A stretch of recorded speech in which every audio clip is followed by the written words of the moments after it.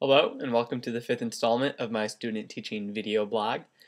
This week I spent a lot of time teaching, specifically with the more generalized music classes within the school. Although they are not taught by my co-op John Wilson, the orchestra teacher, Mr. Lalamia, and the two band directors, Mr. Meyer and Mr. Markevich, allowed me to come into their classes and guest instruct.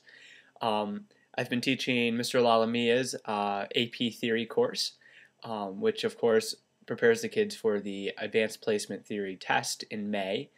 I am and will be continuing teaching Chapter 3 from their Tonal Harmony textbooks, which deals with triads and seventh chords and inversions, as well as lead sheets.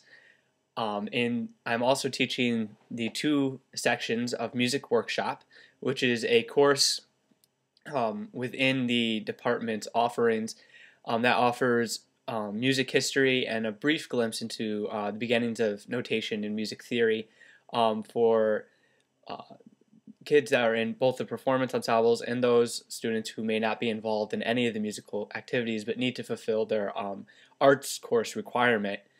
So I thoroughly enjoyed my week teaching this past week because I come from that world where it's the study of music and the analysis of music more so than the performance of it. So I really had fun, especially with the two workshop classes. The first workshop class was on sacred Renaissance music, and so we had a great time discussing not only the definition of sacred music, but and the various events and happenings of the Renaissance period, but how the philosophies and events and geographic locations during the Renaissance, including the Black Death and that preceded it, as well as the Reformations and the shift to humanism, impacted the music and vice versa. And I really felt that the students were very engaged, and both sections of the music workshop classes are predominantly male, which I was not expecting. Of the 30 kids in each section, I would say that there are maybe, if lucky, 5 to 6 women in the room.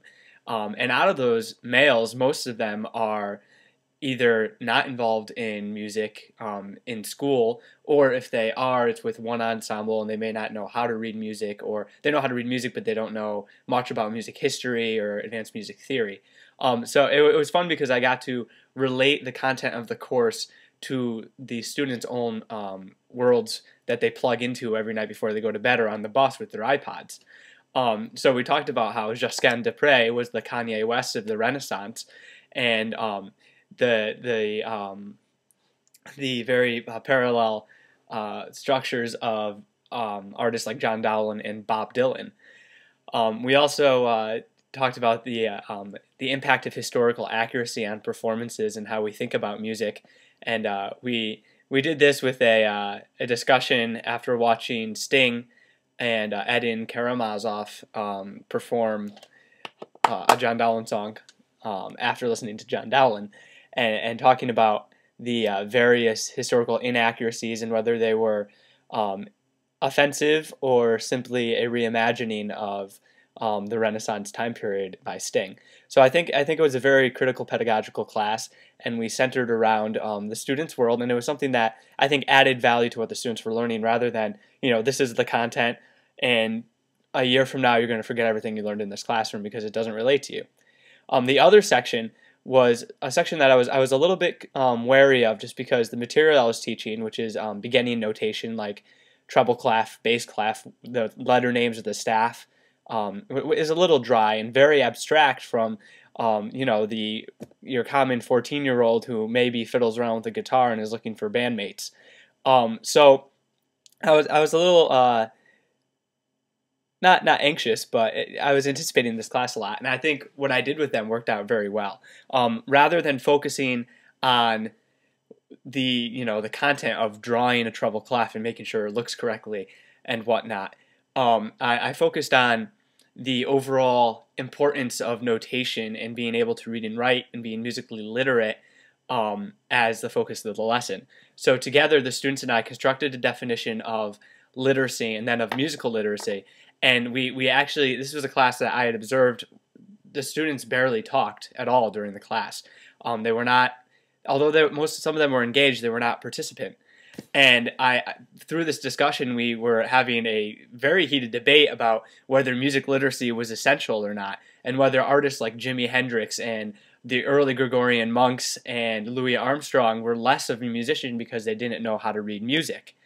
And this brought on the simultaneous frivolity and essentialism of being able to be musically literate if one wants to be a musician or understand one's own musical taste better. And so we started off with the staff, and we showed like why we only have 8 letters in the musical alphabet and the importance of the clefs. And I think overall it was a very good lesson. There's a lot of humor. And I had a lot of fun, and I'm really starting to get back into the groove of who I am as a teacher. The same thing for AP Theory. The students there, like the students in the second workshop class, are accustomed to a lecture-style class where it's the teacher not banking, but doing most of the talking and most of the instruction. And I've been switching that up a little bit, although I want to make sure they're comfortable, and it's obviously a performance-based classroom since the test is in May. And you can see my video for those lessons on the site. And I'm looking forward to transferring this energy and this refocusing of my strengths to the choral classroom next week with Mr. Wilson.